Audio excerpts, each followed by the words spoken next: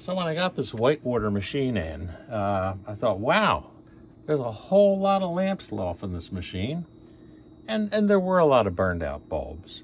But there were also a number of these 555 lamp sockets that weren't working, and that's not that unusual. However, I discovered something that probably is the craziest trick the 555 sockets have pulled that wasn't fixed by bending the socket tabs or cleaning up the solder lands they go in.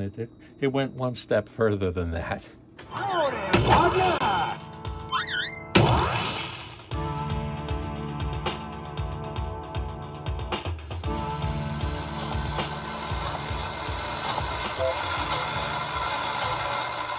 So today we have another tip, and it's regarding these little wedge lamps that don't light on the pinball machine playfields.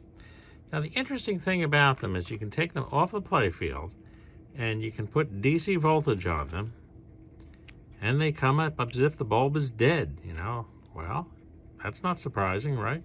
Bulbs die. But if you take the bulb out and you find the two little contacts,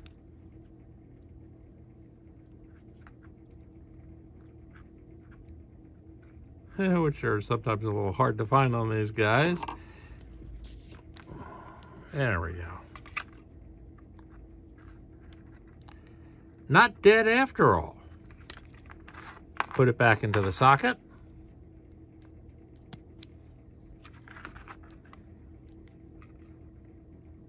Dead. Nothing.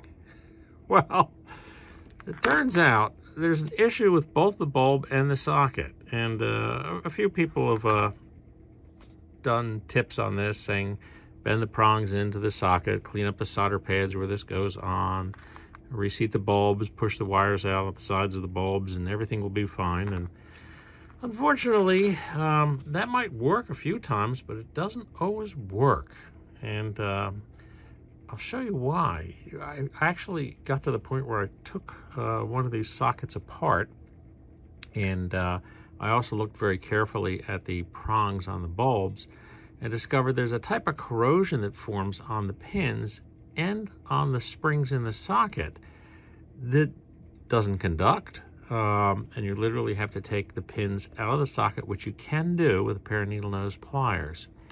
Bend them open a little bit and take a straight edge razor blade and clean the corrosion off the inside. I mean, it actually forms this black layer of oxide that doesn't conduct.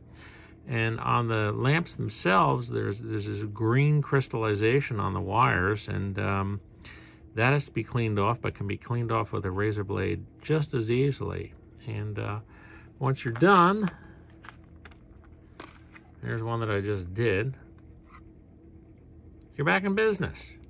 So it's either that, or you can actually just order a bunch of replacement sockets. So they're on eBay and a few other places, and they're fairly inexpensive.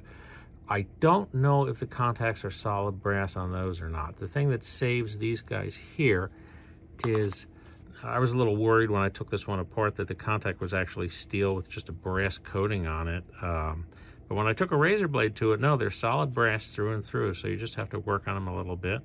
So if you don't want to order 40 of them, which is what you have in a machine, and you do have the time, you can actually take needle nose pliers and take these sockets apart and clean them, and clean the prongs on the bulbs and put them back together, and everything will work just fine.